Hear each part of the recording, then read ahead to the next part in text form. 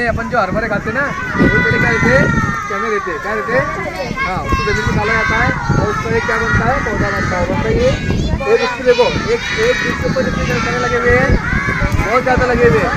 ये अल्लाह ताला की कुदरत है। तो ये जो फसल है ये सर्दियों में आती है। कब आती है, सर्दियों में आती है।